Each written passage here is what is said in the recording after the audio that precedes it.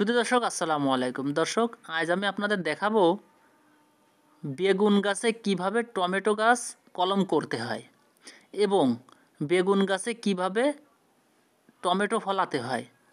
দর্শক এই যে টমেটোর ডাল দেখতে পাচ্ছেন, এটা কিন্তু আমি টমেটো গাছ থেকে কেটে এনেছি। আর এই বেগুন গাছের একটা সতেজ ডাল আমি কিন্তু কেটে নিয়েছি। কেটে নিয়ে মাঝ বরাবর কিন্তু ব্লেড দিয়ে আমি চিরে দিচ্ছি। দর্শক এটা করার কারণ হলো টমেটো গাছ কিন্তু দর্শক ৩ মাসের বেশি বেঁচে থাকে না, আর একটা বেগুন গাছ সর্বনিম্ন ১ বছর বেঁচে থাকে। তো এই বেগুন গাছে যদি টমেটো গাছ কলম করা হয় তাহলে কি হয়, একটা টমেটো গাছ কিন্তু অনেক দিন বেঁচে থাকে। যতদিন বেগুন গাছ বেঁচে থাকবে ততদিন এই টমেটো গাছও বেঁচে থাকবে। এ দেখেন দর্শক কলম কিভাবে করতে হয় আপনাদের দেখাচ্ছি।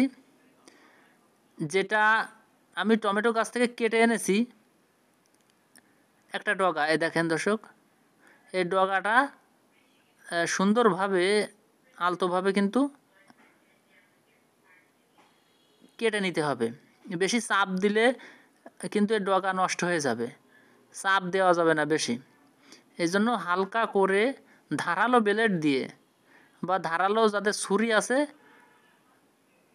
তারা আলতোভাবে কাটবেন বা কাটতে হবে। দর্শক আপনারা দেখতে পাচ্ছেন আমার কিন্তু কাটা হয়ে গেছে। এবার এই ডগা আগে যে বেগুন গাছ চিরে রেখেছিলাম এর ভিতরে সুন্দরভাবে বসিয়ে দিতে হবে। এ দেখেন দর্শক, এটা কিন্তু ছোট হয়ে গেছে, এই জন্য আর একটু চিরে দিচ্ছি। দর্শক এই কলম যদি একবার বেঁচে যায় তাহলে মনে করেন ১ বছর একাধারে এই টমেটো হবে বা টমেটো গাছ বেঁচে থাকবে। এ দেখেন দর্শক, এটা কিন্তু আমি আলতোভাবে এর ভিতরে পুরে দিচ্ছি। দেখেন এই যে, এবার এটাকে সুন্দরভাবে পলিথিন দিয়ে বেঁধে দিতে হবে। দর্শক এভাবে আর কি দেখেন আপনারা,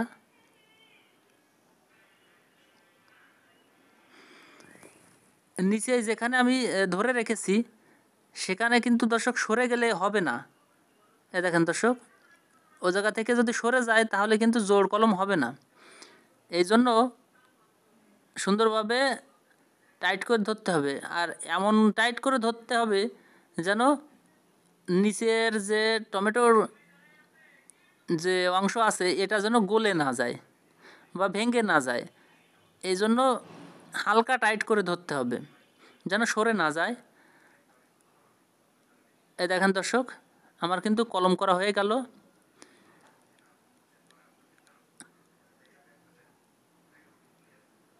দর্শক আপনারা দেখতে পাচ্ছেন আমি কিন্তু সুন্দরভাবে এটাকে বেঁধে দিচ্ছি।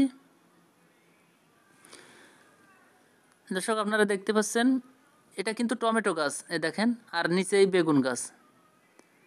এই যে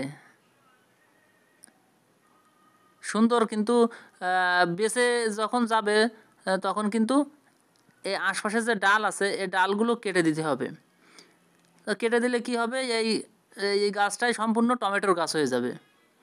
নিচে বেগুনের গাছ শিকড়ের দিক থেকে, আর উপরে কিন্তু দর্শক টমেটোর গাছ হয়ে যাবে।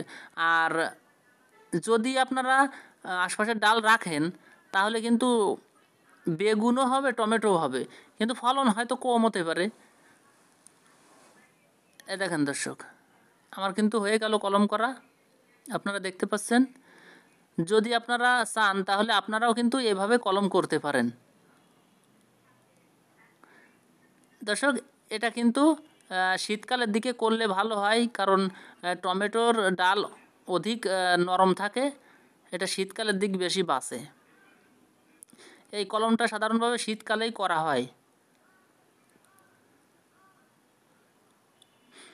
দর্শক আপনারা দেখতে পাচ্ছেন আমার কিন্তু জোড় কলম করা হয়ে গেছে বেগুন গাছে। তো দর্শক এর পরবর্তীতে কি হয় সেটা আমি পরবর্তী ভিডিওয়ে জানিয়ে দিব।